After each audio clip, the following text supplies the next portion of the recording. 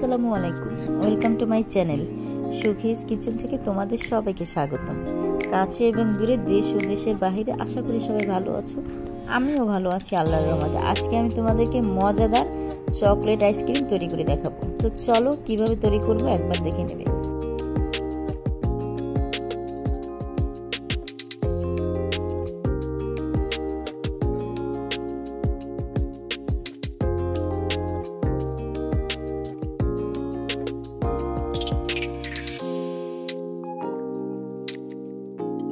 আইসক্রিমটা তৈরি করার জন্য প্রথমে আমি এখানে হাফ লিটার দুধ দিয়ে দিলাম। এখন আমি এখানে চিনিটা আমার পছন্দ মতো দিলাম, আমরা যেরকম মিষ্টি খাই। এবার কিছুটা 1 চিমটি পরিমাণ লবণ দিয়ে দিলাম। এখন আমি এখানে গুঁড়া দুধ দিয়ে দিলাম। এখন অনেকে প্রশ্ন করতে পারো আইসক্রিমে কি লবণ দেওয়া উচিত? আসলে আমার মনে হলো তাই আমি দিলাম, তোমরা চাইলে স্কিপ করতে পারো। এবার আমি এখানে হাফ কাপ গুঁড়া দুধ দেওয়ার পরে ভালো করে মিশিয়ে নেওয়ার পর এখানে আমি কোকো পাউডার দিয়ে দিলাম। যেহেতু আজকে তোমাদেরকে আমি বলেছি চকলেট আইসক্রিম, আর চকলেট আইসক্রিম তো কোকো পাউডার না দিলে বেস্ট হবেই না, ভালোও লাগবে না খেতে। বাস এখানে আমি 3 টেবিল চামচ কোকো পাউডার দিয়ে দিলাম। এখন আমি এখানে দিলাম চকলেট ইমোশন। এখন অনেকে প্রশ্ন করতে পারে এগুলো কোথায় পাবো, যাদের ঘরে, আমি তো কেকের বিজনেস করি দেখে আমার কাছে আসে। তো তোমাদের সেই উদ্দেশ্যে বলবো, চাইলে তোমরা বাজার থেকে যে চকলেট কিনতে বাচ্চারা যে খায়, চাইলে তোমরা সেই চকলেটটা দিয়ে আর হুইট ক্রিম দিয়ে তৈরি করতে পারবে, তাহলে খেতে অনেক দুর্দান্ত হবে। আবার অনেকে এই প্রশ্নটা করতে পারো তাহলে হুইট ক্রিম কোথায় পাবো?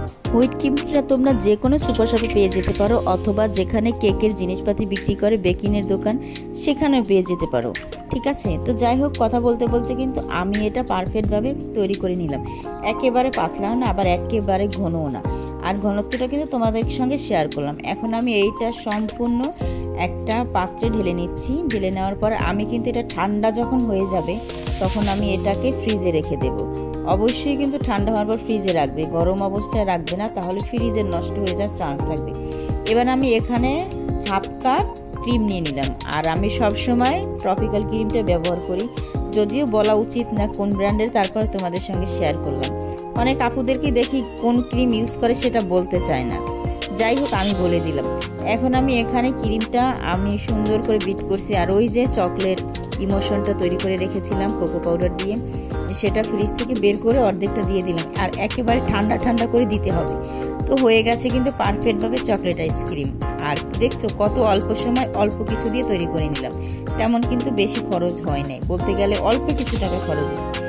এখন আমি উপর থেকে কিছু, আমার এখানে টোটাল 2 বাটি হয়েছে, উপর থেকে আমি কিছুটা চকো চিপস দিয়ে দিচ্ছি। তোমরা চাইলে চকলেট গ্রেট করে দিতে পারো, অথবা চকলেট গালি মানে কি বলবো, চকলেট গানাশটাও দিতে পারো। তবে আমার কাছে কেন জানি এই চকো চিপসটাই বেশি ভালো লাগলো, তাই দিয়ে দিলাম। এবার আমি এটাকে ফ্রিজে রেখে দেবো টানা 1 দিন পরে তোমাদের সঙ্গে শেয়ার করব। তবে আমি এখানে 2টা আইসক্রিম তোমাদের সঙ্গে দেখাইছি, একটা আমরা এতটা মজা ছিল যে আগে ভাগে খেয়ে নিয়েছি, আর এটা তোমাদের সঙ্গে শেয়ার করলাম। এখন আমি একটা চামচ দিয়ে উঠিয়ে এরকম একটা সার্ভিং বাটিতে ঢেলে নিচ্ছি। আর মাশাআল্লাহ দিল, আইসক্রিমটা অনেক মজা ছিল, অনেক মজা ছিল, কি বলবো। অবশ্যই এরকম একটা ট্রাই করবে এই গরমের ভিতরে, ঠান্ডা ঠান্ডা আইসক্রিম, মজা লাগবে খেতে। তো সবাই ভালো থাকবে, সুস্থ থাকবে আমার প্রিয় আপু ভাইয়ারা। আর এই আইসক্রিমে কী কী লেগেছে সেটা ডেসক্রিপশন বক্সে পেয়ে যাবে। আজ এ পর্যন্তই, আল্লাহ হাফেজ।